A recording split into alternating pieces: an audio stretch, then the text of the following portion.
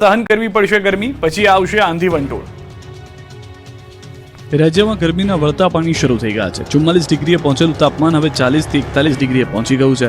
5 શહેરોમાં ગરમીનો પારો 41 ડિગ્રીને પાર પહોંચી રહ્યો હતો। શનિવારે 43.2 ડિગ્રી સાથે સુરેન્દ્રનગર સૌથી ગરમ શહેર રહ્યું, જ્યારે રાજકોટ 42.7 ડિગ્રી સાથે બીજા નંબર પર રહ્યું, જ્યારે અમદાવાદ ગાંધીનગરમાં પણ પારો 41 ડિગ્રીની આસપાસ રહ્યો, જેથી લોકોને ગરમીથી આંશિક રાહત મળી। ત્યારે હવામાન વિભાગે આગામી 2 દિવસ બાદ તાપમાનમાં ઘટાડો થવાની આગાહી કરી છે। 2 દિવસ દરિયાકાંઠાના વિસ્તારોમાં ગરમ અને ભેજવાળા પવન ફૂંકાશે।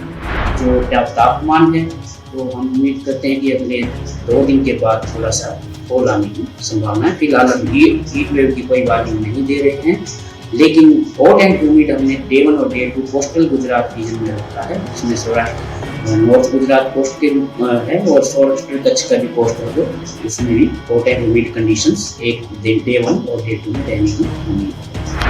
આ તરફ હવામાન નિષ્ણાત અત્રેય શેટ્ટીએ સુપર અલ્નીનોનો કોઈ ખતરો નહીં હોવાનો દાવો કર્યો। આ વર્ષે ચોમાસામાં હળવો સામાન્ય વરસાદ રહેશે। ભારતમાં દુષ્કાળની કોઈ સંભાવના નથી। मेरे अनुमान के हिसाब से कोई सुपर एलिनो की स्थिति की खतरा नहीं है। सुपर एलिनो यानी जब जो एलिनो की जो आंकड़ा रहता है, यानी जो प्रशांत महासागर में समुद्री आंकड़ा है, उसका जब 2 डिग्री से ऊपर जाता है तब उसे सुपर एलिनो की स्थिति मानी जाती है। और इस साल भले ही एक मजबूत एलिनो की संभावना ज़रूर हो सकती है, लेकिन कोई सुपर एलिनो की स्थिति मेरे हिसाब से मुझे नज़र नहीं आ रही है। दुष्काल या जो ड्राउट की स्थिति है या जो सूखा पड़ने की स्थिति है, इस साल के मानसून यानी 2026 के मानसून में भारत और गुजरात में उसकी संभावना बिल्कुल नहीं है। ધાનેરા અને કેશોદના પેટ્રોલ પંપ પર ડીઝલ પુરાવા માટે લોકોની લાઈનો લાગી। જ્યારથી ભાવ વધ્યા છે ત્યારથી ગામડાઓમાં ડીઝલની કટોકટી સર્જાશે તેવી અફવાઓએ જોર પકડ્યું છે, જેને લઈને બનાસકાંઠા, ધાનેરા, મહેસાણા, મહીસાગર, કચ્છ, ગીર સોમનાથ અને કેશોદ સહિતના પંથકમાં પેટ્રોલ પંપ પર વાહનોની કતાર ઓછું થવાનું નામ નથી લઈ રહી।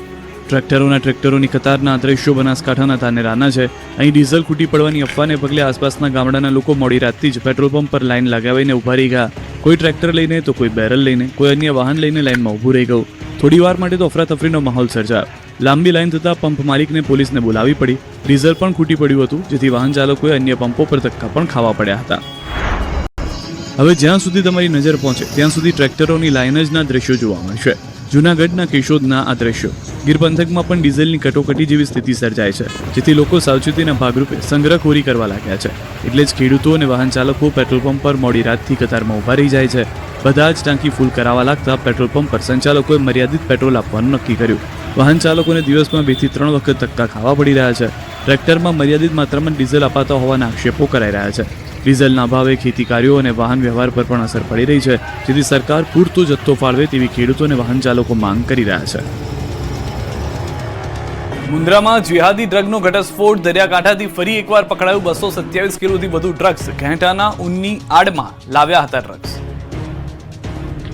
ભારતને ડ્રગ્સના ટ્રાન્ઝિટ હબ તરીકે વાપરવાના આંતરરાષ્ટ્રીય ડ્રગ્સ સિન્ડિકેટના એક મોટા ષડયંત્રનો નાર્કોટિક્સ કંટ્રોલ બ્યુરોએ મુન્દ્રાથી પર્દાફાશ કર્યો। દેશના ઇતિહાસમાં પહેલીવાર જિહાદી ડ્રગ તરીકે કુખ્યાત કેપ્ટાગોનનો જંગી જથ્થો ઝડપાયો છે। ઓપરેશન રેજપિલ હેઠળ એનસીબીએ નવી દિલ્હી અને ગુજરાતના મુન્દ્રા પોર્ટ પરથી કુલ 182 કરોડ રૂપિયાની કિંમતનો 227.7 કિલો કેપ્ટાગોન ડ્રગ્સ જપ્ત કરીને આંતરરાષ્ટ્રીય નેટવર્કની કમર તોડી નાખી છે। વિદેશી એજન્સીના ઇનપુટ બાદ 11 મેના રોજ દિલ્હીના નેપસરાય વિસ્તારમાંથી 31.5 કિલો કેપ્ટાગોન ગોળીઓ સાથે એક સિરિયન નાગરિક ઝડપાયો હતો। આ શખ્સની સઘન પૂછપરછમાં મુન્દ્રા પોર્ટનું કનેક્શન સામે આવતા એક મોટો ઘટસ્ફોટ થયો, જેના આધારે 14 મેના રોજ મુન્દ્રા સ્થિત કન્ટેનર ફેસિલેશન સ્ટેશન એવા ટ્રાન્સવર્લ્ડ CFCમાં એનસીબીએ દરોડા પાડ્યા હતા। અહીં સિરિયાથી ઘેંટાના ઊનની આડમાં આયાત કરેલા એક કન્ટેનરની ઝીણવટભરી તપાસ કરતા તેમાંથી 3 બેગ મળી આવી, જેમાં 196.2 કિલો કેપ્ટાગોન પાવડર છુપાવેલો હતો। આ જથ્થો ગલ્ફ પ્રદેશ, ખાસ કરીને સાઉદી અરેબિયા અને પડોશી દેશોમાં ટ્રાન્સશિપમેન્ટ માટે રખાયો હતો।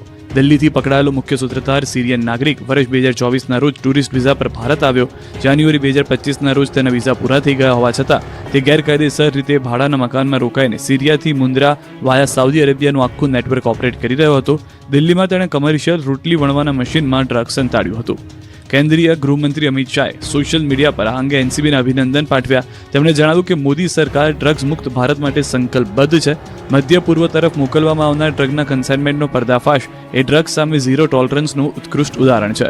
ભારતના ટ્રાન્ઝિટ રૂટનો ઉપયોગ કરતા ડ્રગ્સના 1 ગ્રામ પર કડક કાર્યવાહી કરાશે। અમદાવાદ એરપોર્ટ પર મુસાફરોની સુટકેસ ખોલી અને અંદરથી નીકળ્યો ગાંજો, તો રાજકોટ એરપોર્ટ પરથી 400 કિલો ચાંદી પકડાઈ. અમદાવાદ ઇન્ટરનેશનલ એરપોર્ટ પર AIUએ ડ્રગ્સની હેરાફેરીના વધુ એક રેકેટનો પર્દાફાશ કર્યો છે. બેંકોકથી આવેલા એક પેસેન્જર પાસેથી 6.540 કિલોગ્રામ ગાંજો જપ્ત કરવામાં આવ્યો. બાતમીના આધારે બેંકોકથી અમદાવાદ આવેલા રાયપુરના પેસેન્જરને રોક્યો. તેની બેગની તપાસ કરતા ટ્રોલી બેગમાંથી 6 વેક્યુમ સીલ કરેલા પેકેટો મળી આવ્યા. આ પેકેટો ખોલતા તેમાંથી લીલા રંગનો સૂકા છોડ જેવો પદાર્થ મળ્યો. એરપોર્ટ પર જ પ્રાથમિક ટેસ્ટ કરવામાં આવતો તે ગાંજો હોવાનું સ્પષ્ટ થયું. 6.540 કિલો ગાંજો જપ્ત કર્યો. મુસાફરની પહેલી જ વિદેશી યાત્રામાં મોટી કમાણીની લાલચ ભારે પડી. આ તરફ રાજકોટના ઇન્ટરનેશનલ હિરાસર એરપોર્ટ પરથી અંદાજિત 10 કરોડ રૂપિયાની કિંમતનો 400 કિલો જેટલો ચાંદીનો શંકાસ્પદ જથ્થો ઝડપાતા ચકચાર મચી. મુંબઈથી રાજકોટ આવી રહેલી એર ઇન્ડિયાની ફ્લાઇટના કાર્ગોમાં આવેલા સામાનની તપાસ દરમિયાન આ જથ્થો ઝડપાયો હતો. તપાસ દરમિયાન વારાણસીની એક પેઢી દ્વારા રાજકોટની પેઢીને મોકલવામાં આવેલા ચાંદીનો જથ્થો શંકાસ્પદ જણાતા તેને કબજે કરવામાં આવ્યો. વારાણસીની સનરાઇઝ પેઢી નામના વેપારી દ્વારા આ જથ્થો મોકલાયો હોવાનું ખુલ્યું છે. આટલી મોટી માત્રામાં બિનહિસાબી ચાંદી પકડાતા સ્થાનિક વેપારી આલમમાં